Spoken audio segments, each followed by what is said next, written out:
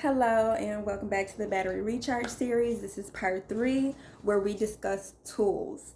So the battery recharge is going to be basically about your mental well-being and your just overall well-being, and keeping track of that value, which is your battery, and how you navigate. So basically, how you navigate your battery is basically how those guys are with the stock market, watching it go up and down, and oh, we need to be over here, we need to be. That is something that you're going to be needing to do with your hobbies, your attention, your focus, watching those changes, which I guess essentially could be your mood swing, but it could be your mood, it could be your attention, your focus, all of that. So you're going to be monitoring your battery the same way they monitor that stock market. It's the same thing. So I have a structured journal, and journaling is a tool. Okay, so my structured journal is a collective of tools, and that's just something besides the point. But in this particular episode, we are going to be talking about tools. So yes, exercising it's a tool, okay, to recharge your battery. Certain people like to have conversations with others, but I like to do things that don't necessarily drain someone. So if I am feeling down, no, I'm not going to talk to other people because I have that fear of, is this going to drain them? You know, I don't want this. I don't want my issues to burden someone or them to expect to take on it. Don't get me wrong. I've talked to someone, and it felt good and all, but when I'm down, I don't really like outside influences to pick me up. I like to be in control of me lifting me up. And don't get me wrong, it's great to have someone be there. If you have that, that's amazing.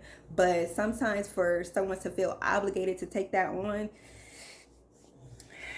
I don't want to do that to nobody, because I don't intend on doing that to anybody else. If I don't feel like answering, baby, I'm not going to answer. I'm just not. I freely, willingly give kind words of advice, but when someone is dumping, when someone's dumping, okay? I have no problem. I do that for a living. I get dumped on. Yeah. I'm a case manager at a homeless shelter, so yes, I get dumped on daily. So that's the reason why I don't want to put that burden on anybody else. So I use my tools. I work out. I listen to my chill hop instrumental, no words, no lyrics, just, I listen to motivational speech compilations. I do my self-care, I'll, do my hair, playing some makeup, things that have me, or crochet, I'll do that. I'll find hobbies that allow my mind to kind of like, I don't want to say drift off, but drift off in a safe space. So when I'm doing my crocheting, I might get frustrated with it sometimes, but like, it's still something that's passing time. I'm being productive. So that's another tool: productivity, creativity. So if you have a project, get started on a project, or do a little work on the project a little bit, but that's going to inspire productivity. That's a tool. Creativity, create something, get some chalk, get an art journal, something, but that's another tool. So tools can also dub as outlets. You do pressure bust pipes, okay? So you're gonna want to go ahead and find something to safely release any negative energy, because that could be the reason why you can't really take on anything joyous, or you can't really, because you're already stuffed and compacted with so much negativity that, or stress, and I won't just call it negative, but just, to where you're like, oh my gosh, I'm so overwhelmed. You need a release.